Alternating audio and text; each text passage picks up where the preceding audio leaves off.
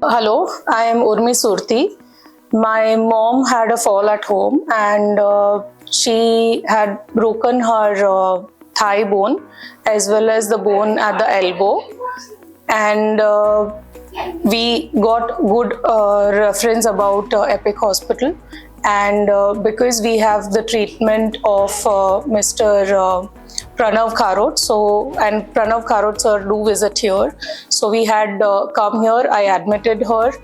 The operation was done by Mr. Bhavya Shah, Dr. Bhavya Shah. He is very cooperative and very supportive.